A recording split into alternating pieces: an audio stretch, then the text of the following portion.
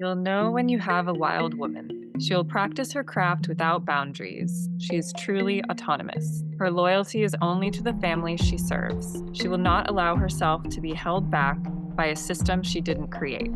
This podcast is for the birth keepers who want to grow and change, who are open to learning through self-reflection and supportive community. We are creating a space to explore without judgment. We are remembering we were born wild.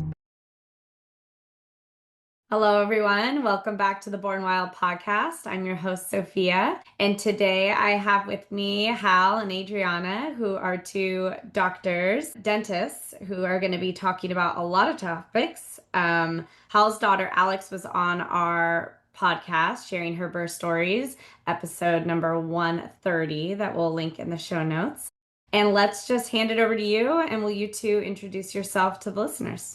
Yes, hi. Ladies first. This is Adriana Corredor-Stewart, and I am a general dentist. Used to practice in Houston. Adriana and I both went through the same circles of education. We were both specializing in TMJ and how it affects the bite and how the bite affects the TMJ. And then we started realizing back in the 2010, 2011 that most of the TMJ patients also had airway issues. And that's when sleep dentistry started kind of gaining some footage. Unfortunately, the most of sleep dentistry is just developing devices to hold your jaw forward when you sleep so you won't have sleep apnea. So sleep apnea doesn't have the effect that it will. We're more root cause doctors, and so we wanted to find out why are all these people getting sleep apnea? Why do kids have ADD and ADHD? Anyway, you start going down these rabbit holes, and about probably 2017, 2018, we really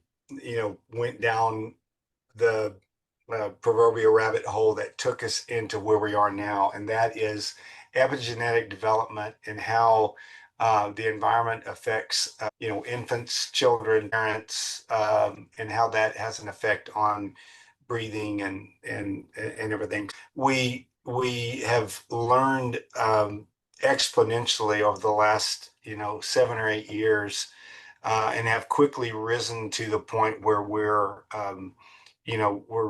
very, very knowledgeable about a lot of things. So our expertise is in the nasal passages, anything above the epiglottis. That is our wheelhouse. And so much of that affects how we breathe and how we live and how we sleep. And so we feel very blessed to be able to have an effect on our patients' lives, no matter what age they're at, for total health and wellness. And so, I'm sure as the podcast goes on, we'll get into more specifics about, exactly what we do.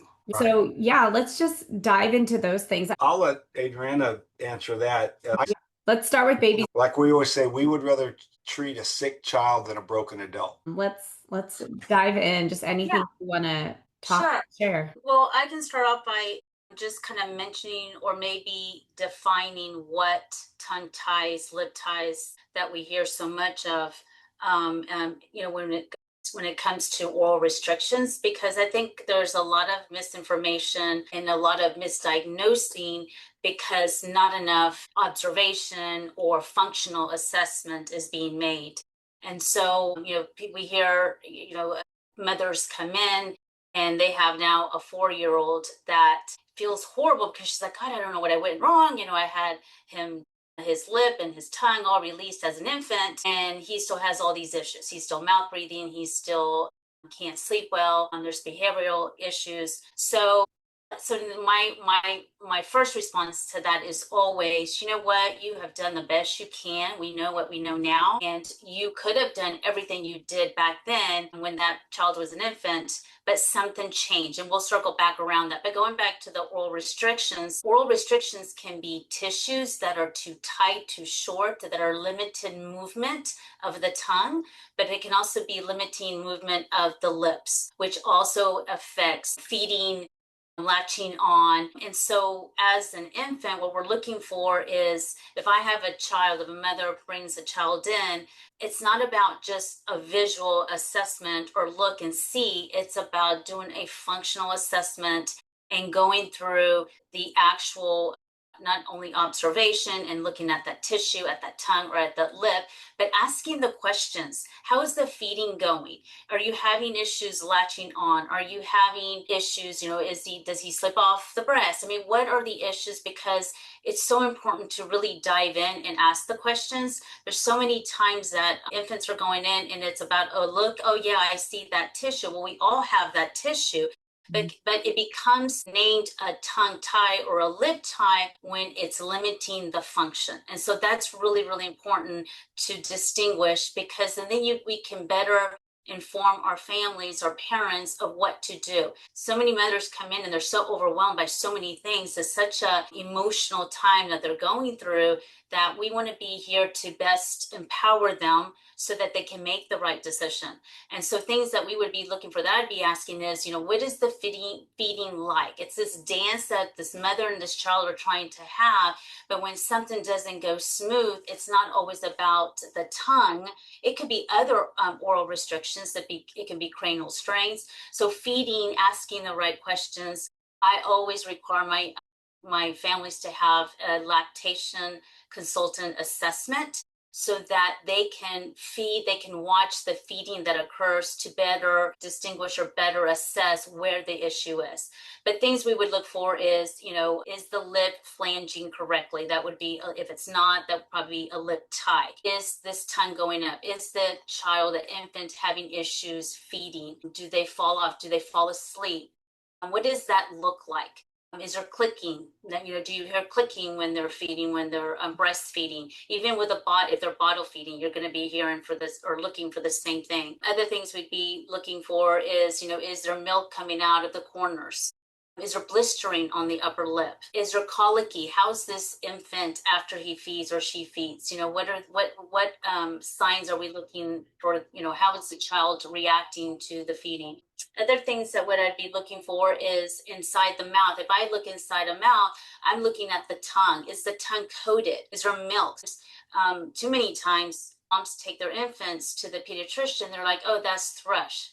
No, that's just milk, because that tongue isn't functioning correctly and it's not going up to the roof of the mouth as it should, and it's not cleansing, it's not removing the milk layer. So those are things that are simple things that you can look for, but truly to get a good assessment, a lactation assessment is so extremely important. So we are strong believers of a collaborative approach. We love working with lactation specialists. We love working with midwives. We love working with myofunctional therapists, craniosacral therapists, OTs, PTs, anybody that will help us in better assessing what is going on with this infant, with this child, with this toddler, because oral restrictions are not just from tissues. They can be from cranial strain patterns that resulted as just simply the birthing process, coming out of that birth canal. It can be traumatic. And so there are a lot of other restrictions that can affect the tongue, the lips, and the movement, feeding, and everything else that goes with that. Amazing. The first thing that parents are usually looking for is like, am I having any trouble with breastfeeding? Say they're not, but there are maybe signs, like maybe they do have a milk blister, like a lip blister, or there is a milky coating on their tongue. Would you recommend that somebody get evaluated anyways? At what point do you recommend like a wait and watch approach, if ever, or is it always a good idea to resolve any ties or any restrictions? No, it's always a good idea. I mean, parents, they don't give, I think, themselves enough credit. I always say, gut feeling is huge. If you see something that just doesn't look normal, or if there's any suspicions that may not be right, yes, get an assessment. And this is where lactation consultants can be very helpful, because they actually watch the feeding that occurs. Sometimes it's something just as simple as just poor positioning.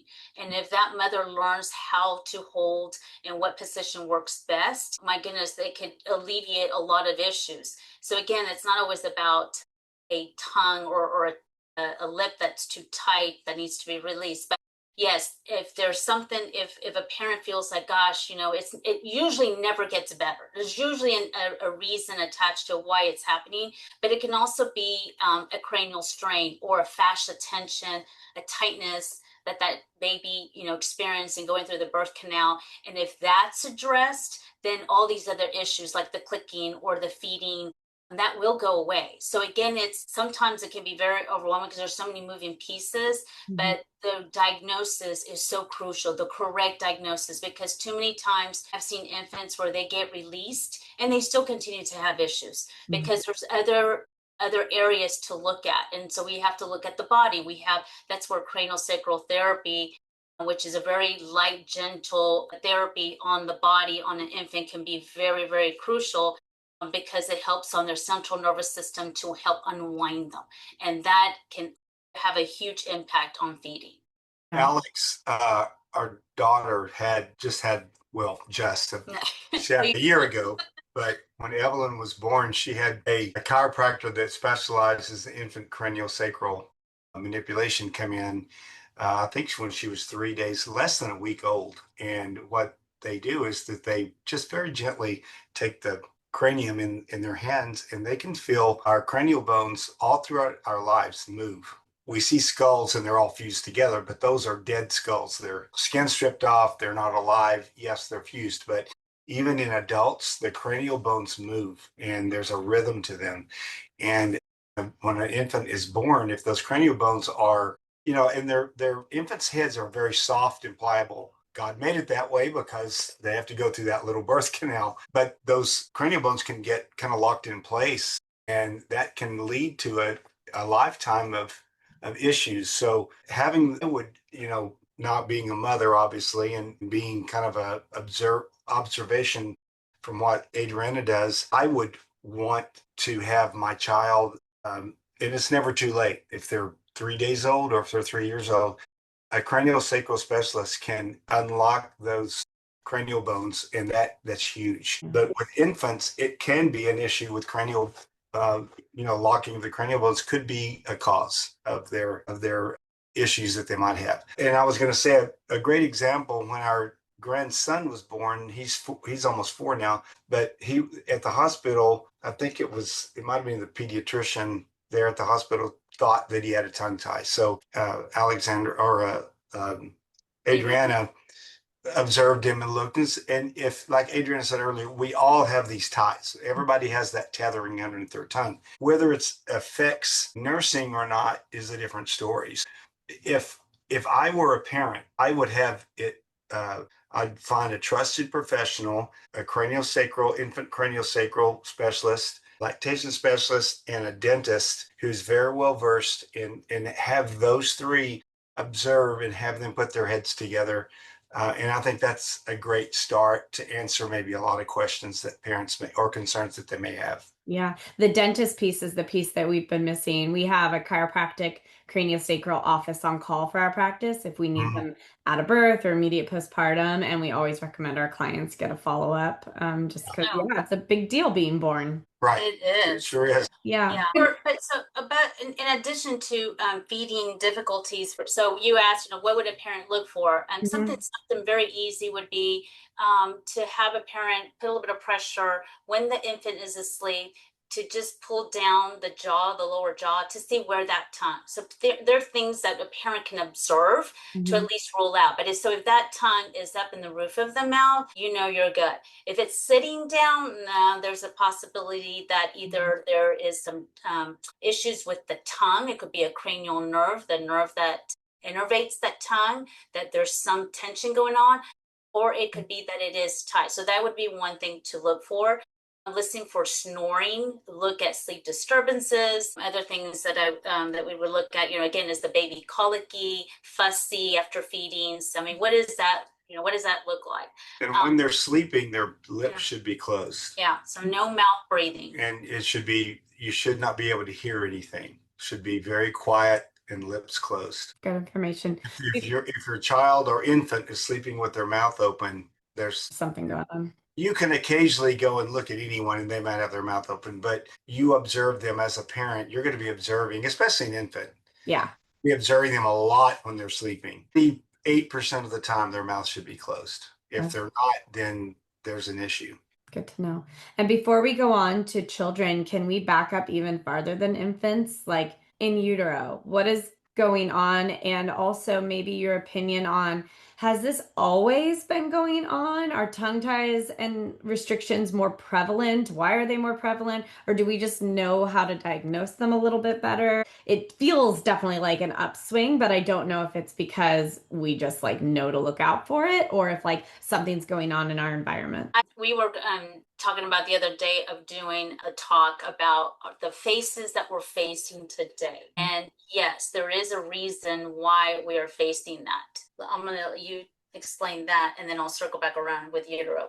Great. Yeah, well, and more of what I would be discussing would be how faces have changed in the last 200 to 300 years from epigenetics. In utero, I think, to answer your question, I think we just know more now, and we know what to look for, and things that we used to just chalk up as, oh, a baby's colicky. There's a reason for that. We know that now. We know it's because when they're nursing, they're not getting a good seal and they're getting a lot of air in their stomach. So a lot of this is we know what it's kind of like if you're going to buy a blue Kia station wagon. I don't know where I got safe. You start looking for them, and then you start seeing them everywhere. It's the law of attraction. And then there's also, we've identified the MTFA genetic expression that it's a connective tissue anomaly in a gene. That what percentage of people have that? We've identified that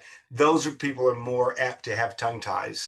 So it's just that we know a lot more now. We know what to look for. So I personally think probably these problems have been there for decades or centuries. I mean, there's even accounts of back in the 1800s, the 1700s, the 1600s of midwives, keeping their fingernails sharp so they could, when the baby was born, they could go in there and release the tongue. So, we think we're really smart now, and we are, but people back then were brilliant too. They just didn't have the technology we have.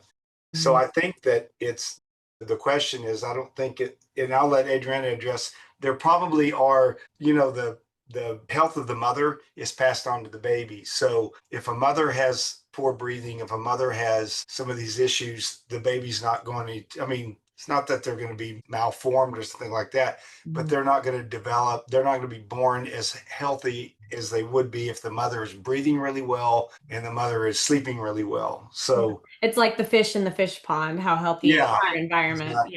Yeah. So I'll talk about the faces down the road as far as in utero. Why don't you go and address that? Yeah, and then also at some point, maybe even advice, like preconception advice for families who are like, can I prevent this from happening before I even like have children? Absolutely, yes. And that's what we like to think of our practice as a place where we don't, we treat dentists and we treat teeth, of course, but we treat human beings. We treat a unit, because a human being is a unit, it's a whole, and there's different parts to that whole. But for mothers, I had a consult the other day, and so did Hal, with a mother that's pregnant and is seeking for answers because she knows she has underdeveloped jaws and she has all those issues associated with that.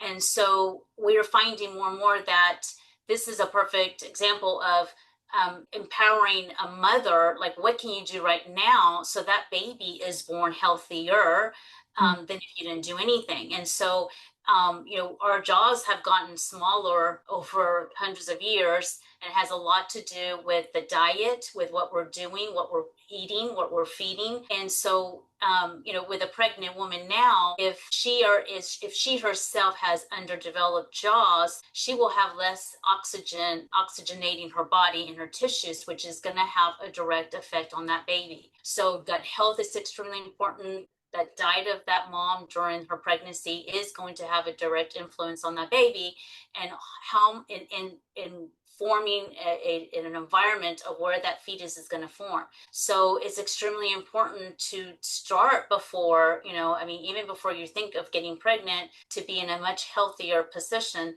to be able to be pregnant and have a baby and then birth and go have a healthier baby than if you were not doing all those things. But going back to your question of what's going on or why, did we know all these things?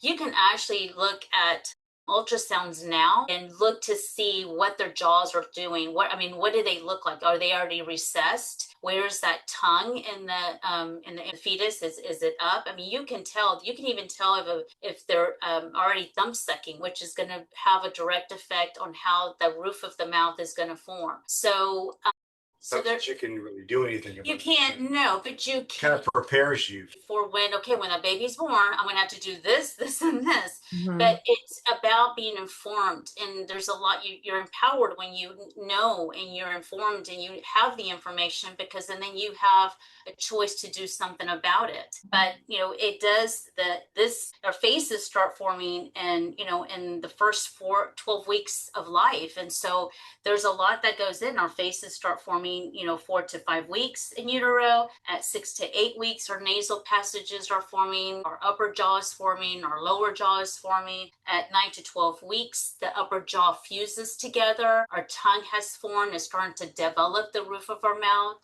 And so there's a lot that's going on, but what's going to later influence the way that face forms is going to be that tongue, the position of that tongue. And whether it's restricted, tight, or not, there are things that can be done to help improve that, to release it, so we can get this infant back on the right track.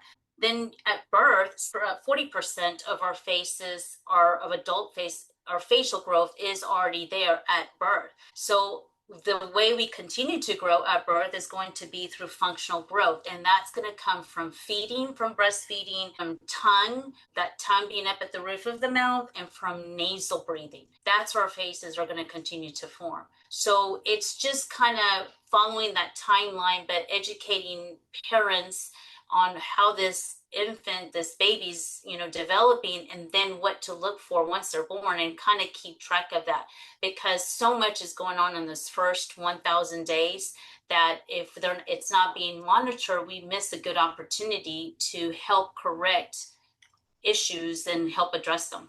Interesting. And I'll just add to that what a mother can do. Women are amazing in what they give up when they're pregnant. So many, they give up caffeine, they give up, not that it's difficult to give up alcohol, but they don't have even a little glass of wine. They're doing everything they can, and I think that is awesome. What I would do if I were a if I were an OBGYN, I would have my pregnant mother get a sleep test, and if she has sleep apnea, I would get her on a CPAP while she's pregnant.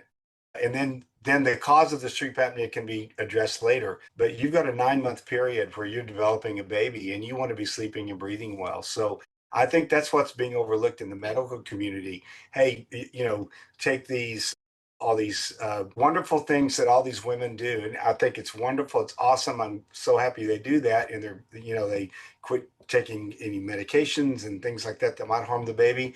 But if they're not sleeping well at night, and if they're desaturating down to 80%, 75% because they have even mild sleep apnea, that's going to affect the fetus. So I think that's a huge piece of the puzzle that the medical community is missing on women, because that's not only affecting their health, it's affecting the health of their fetus. Would there be signs other than actually doing the sleep apnea that providers would be listening for that somebody's reporting to lead them to want to do that, or just like routinely for all women? Well, you can do there's an Epworth sleepiness test. There are things that you can look at in a person that gives you, and without doing a sleep test, that puts them at a risk category. For instance, there's what we call a melon-potty, when we have the patient open and we look in the back of their throat, and if all we see is the back of the tongue and the soft palate, we don't see any dark hole back there, that's a melon-potty 4. That's automatically puts you at a high risk for sleep apnea. If you're a male and your neck is bigger than 17 inches, that puts you at high risk. So there are things that can be done without doing a sleep test that you could say, yes, you're in a high risk category. The sleep tests the home sleep tests are very easy to to give. They're very inexpensive. They're very accurate. Watch At pad home. at home. It's a home sleep test. Because in my brain, I was just thinking, because we just had my son do one. It took like 4 months to get the referral. And I was like, do pregnant women have time to wait, kind of thing. Yeah, right. No, you can get a sleep test. We prescribe sleep tests almost daily with our patients, and there's one called the watch pad. It's just a watch that you wear on your wrist. It's got a finger cot, and it's got a cable that goes up through your t-shirt, and a little breastplate, and you're not tethered to anything, and the information off that is incredible. You throw it away, and the results are sent to us in the cloud. We get it in a couple of days, and then we have the results of the sleep test there. So no, it's very convenient now. You don't have to go to a big sleep lab and sleep all night. Now there are indications for that, but just for if you're screening, basically not even screening, these sleep tests are diagnostic. But I would do that as a mother. It's not really talked about.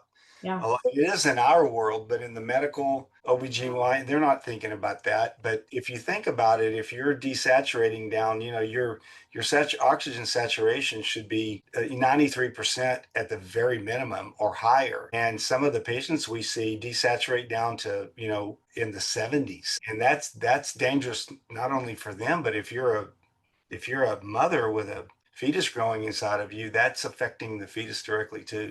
Yeah. Well, I was going to save this question for later, but do you do consults like virtually? Because we're not in the same area. Maybe there's a way we can find, supportive people in our area who offer these. But if we have somebody listening who knows where they live, is this something that they would need to be local to you, or would you be able to offer the sleep consult to them? No, we can do that. We do that all the time. Great. One really good thing about COVID is it really made us Yeah. do things like this, and which is good in a sense that it opens up opportunities for a lot of patients that otherwise wouldn't know. So yes, we can do a screening and a consultation online, and then direct the patient if they're on the other side of the country to an appropriate place. Or a sleep test can be sent to the patient, and then the results, we get the results, and then can have a definitive answer. And then at that point, we could direct them to someone local that could maybe get them on a CPAP while they're pregnant. Great. Pregnancy, like I said, you've got this 9-month window, and you want to be just as healthy as you can during that 9 months. Yeah. After the baby's born, then if they want to pursue, hey, I don't want to have to sleep with a CPAP the rest of my life. Right. What do I need to do? Well, we can talk about them right now. We just want to get you sleeping well and get that baby oxygenated well. This is such a great option because, it's just kind of like a running joke, like, oh, you're pregnant, sleep is hard. So it's like how to know when it's just pregnancy or if there's something else going on. Well, there's no doubt. I mean, I'm not a woman, but there's no doubt that, you're having all that going on, that's going to affect your sleep. So wouldn't it make sense to be, if you got sleep apnea on top of that, at least control the things you can control? Yeah. Yeah. But I did want to clarify something. You mentioned about a sleep consult. We are dentists, so we're not sleep doctors, but we can screen.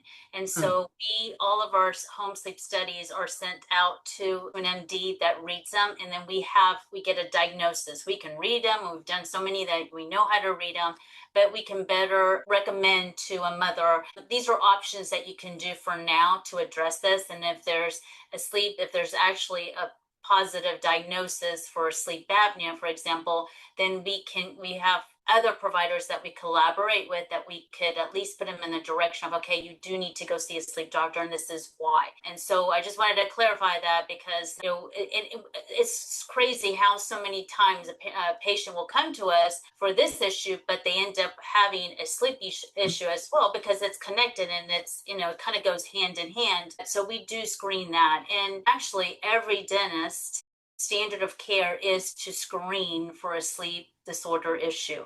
So if you're going to a dentist that is not screening for that, I would think twice, because that is standard of care. So Good to know. Yeah. Can we dive a little bit into like the older kids and the teenagers, and then even like for ourselves, like how Sure, yeah. So I'll make this very brief. We understand now one of the biggest sources that we have as airway centric dentists is anthropological studies. And there's actually a field of specialty in anthropology that's dental airway anthropology. And what basically, before the Industrial Revolution, anthropological studies of skulls show that there were absolutely no instances of crowded teeth, with the exception being in the royal families who had their food cooked for them and pureed and, basically had all of the refinery that you could have at that time. But the average Joe living off the land had big, nice, wide jaws. And when I say wide jaws, they were, very aesthetic. When we have patients now, we say we need to expand your jaw. They think they're going to look like a Cro-Magnon man. We're not talking about that. People 300 years ago looked just like we do. There's not an evolution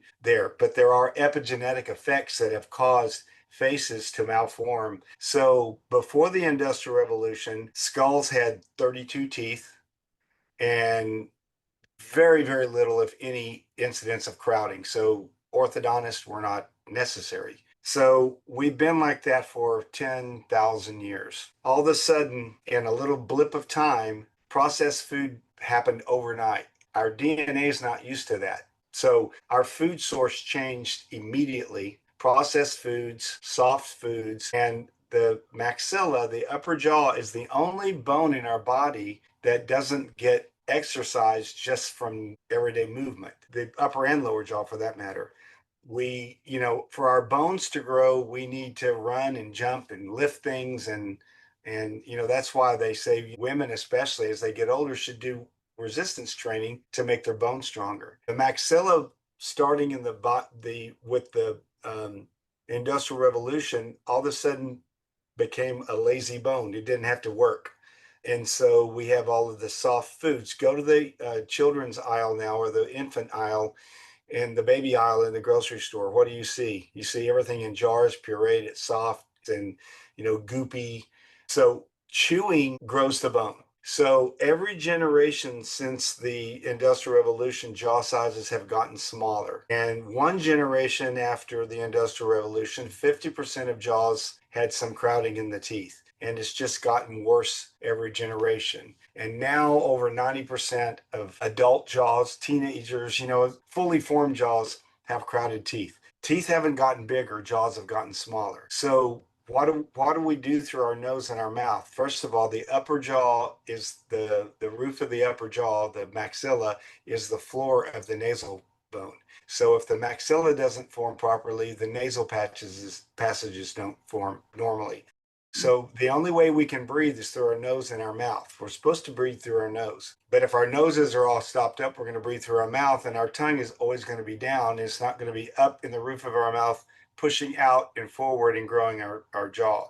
And then we're not getting the stimulation in our jaws either. So long story short, since the Industrial Revolution, jaw sizes have shrunk and shrunk and shrunk, and there's only one place for the tongue to go, and that's back and into the airway space. So the prevalence of sleep apnea has just gotten worse through the decades, through the centuries since the Industrial Revolution. Recently, in recent years, the last 50 years, we've identified that obstructive sleep apnea. And it used to be that it was thought of just to be a middle-aged, overweight male disease, basically.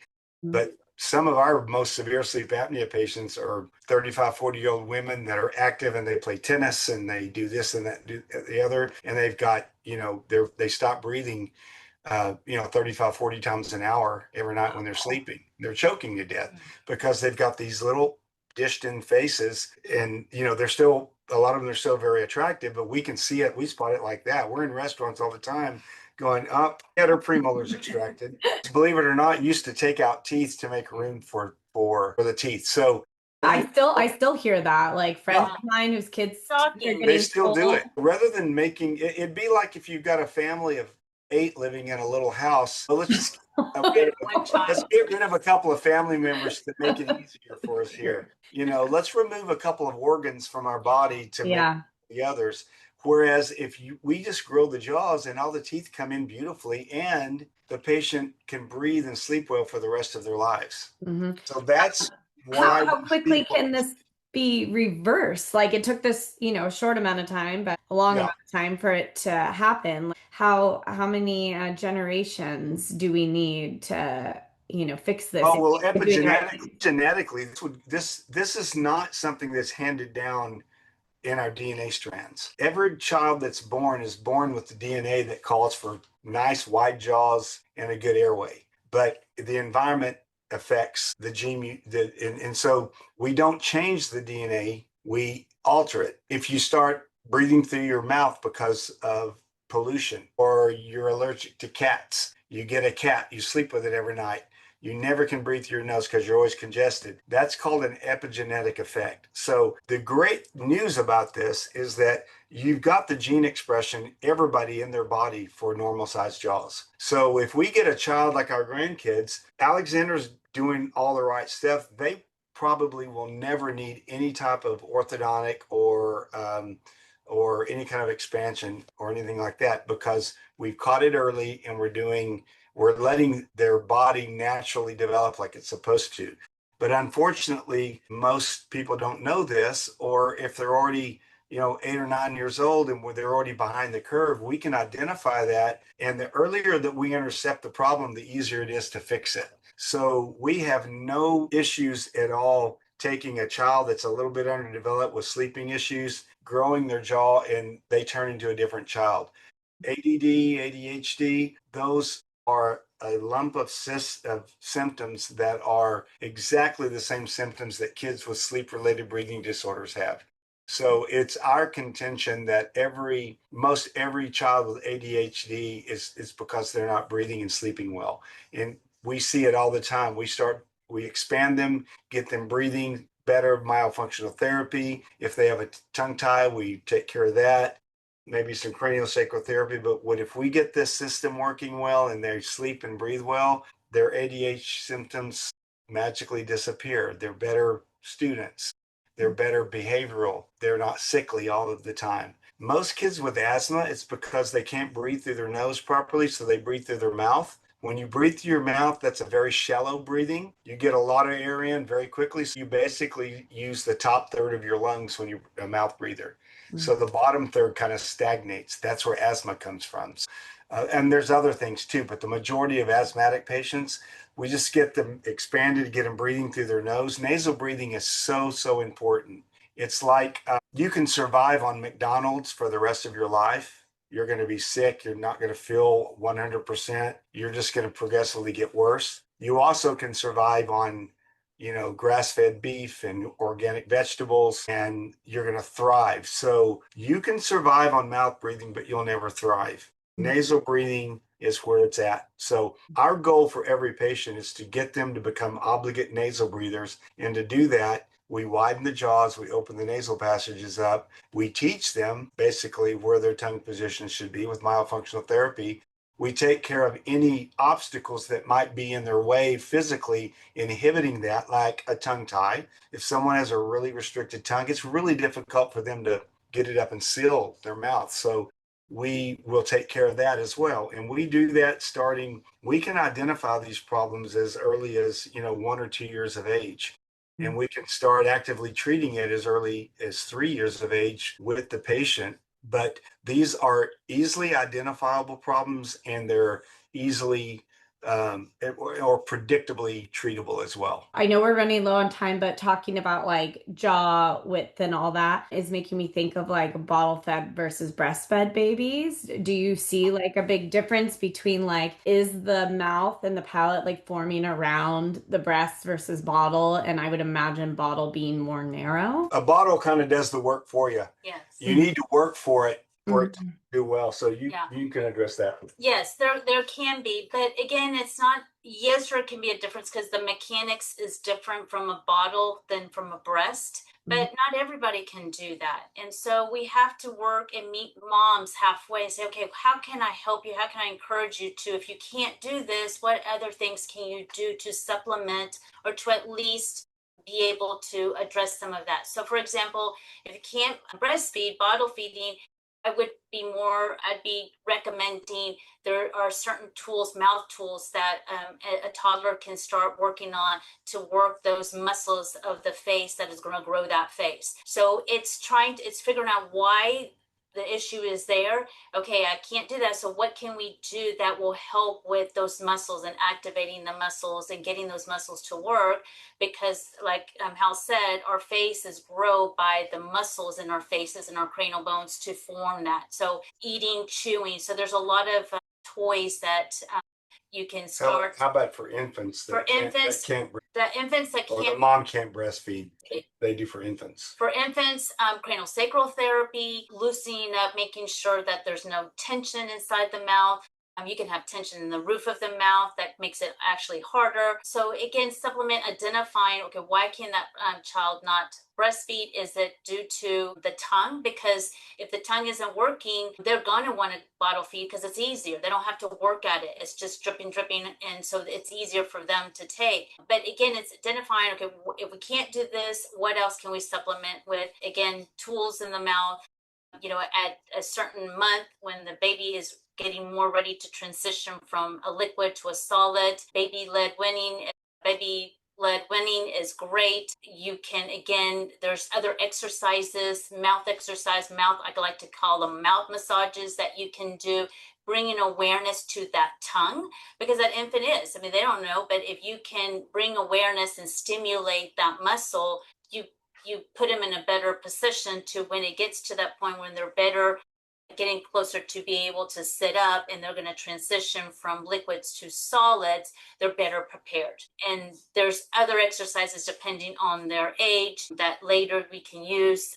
Blowing bubbles, when they're about 12 months, that works on the lip strength, those horns that you're blowing into. So there's different things that you can do according to what age that child is to help reinforce and help building up those muscles. One of the worst things parents can do is get their kids sippy cups. Sippy cups, I thought you were going to say, I was going to ask about pacifiers. Are they helpful? Can they be used as a tool, or is it like this is just going to make a problem? Pacifiers, I think there's a point where babies need that for soothing, and there's nothing wrong with that. The problem becomes when they're extended or used for too long. Now you've got a child at, in my opinion, up to 8 months is fine. But anything past that, you have a child that's, 18 months. Okay, now that is becoming an issue because that is interfering with their transition of solids to from liquids to solids, because it's in the way. So the tongue isn't getting the exercise that it needs. So removing that, and there's different ways to do that. But yeah, you don't want that for prolonged use because it will get in the way. It promotes more of a weaker tongue. The position of the tongue stays down low, and also the force of the pacifier starts creating more of a pressure up against the roof of the mouth, creating more of a high arched palate, which we do not want. We want that tongue up into the roof of the mouth instead of the pacifier. So, and sometimes it's about, again, evaluating what else is going on. The first few months, even up to 6 months, some babies need that. It's a soothing, they're practicing that suckling reflex, and it helps with that. Sometimes they use it to fall asleep, but after a point, it becomes an issue because of the growth and development that is trying to occur, and it gets in the way. And so you don't want it to start interfering with, especially at that point where infants are going from transitioning from liquid to solids. You want to make sure that you start planning on removing that, because you don't want it to interfere not only with feeding, but also with posture of the tongue. Prolonged use of pacifiers can develop because of the pressure that you put up against the roof of the mouth. We end up seeing these infants into toddlers now have high arched palates. So it interferes with the posture, the positioning of the tongue, which we don't want. We want that tongue up in the roof of the mouth to use that muscle to grow the face out. We don't want the pacifier in the way. And so, 6 months is okay. Certainly, in my opinion, 18 months is too long. 12 to 18 months should be a target where you really try to make a point to remove that.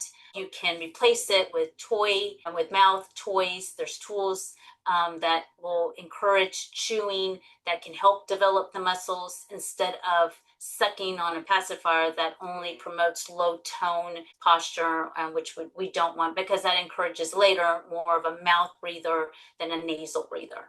Okay, great. Thank you so much for all this information. For anyone listening, we'll add your contact info to the show notes. Yes, you can find us at the Stewart Center for Optimal Health. We have a website and we have a lot of information. Hal also has a podcast, Health and Harmony Beyond the Teeth. He also interviews a lot of specialists in all different types of fields, and anywhere from tongue tie releases, the providers that do that, to breathing coaches, to ENTs, to sleep doctors, anything that's within the realm of what we do. So there's a lot of good information there. Great. Thanks so much. Thank you. And I wanted to say, I wanted to express my gratitude for, providers like you, midwives, whether midwife and IBCLC, PT, a craniosacral therapist, a DO, a chiropractor, functional therapist. Gosh, am I missing anybody? I feel like, we all share this familiar goal for our patients, and we want to nurture these babies for optimal development. And I think at the end of the day, we have this common goal for them, and we just want to empower our families with the information so that they don't feel so overwhelmed. And so I want to thank you, because it's people like you that have this interest and this passion to share the information that, we didn't have, 20 years ago or 10 years ago. And I think the more people know, the more they're empowered to make the decision that is right for them. And it doesn't have to be so overwhelming and so scary. And so, Alexandra, she's done such a great job. And so again, we wanted to just express our appreciation and gratitude that there are people, providers like you, that we can reach out to and that we can learn from, because we're constantly learning as well. So thank you. You're welcome. Yeah, thank you again. Thank you for listening to our podcast. If you enjoyed what you heard, please rate, review, and subscribe. If you'd like to follow along, you can find us on Instagram at Born Wild Podcast and Facebook. You can go to our website at www.bornwildmidwifery.com. See you later.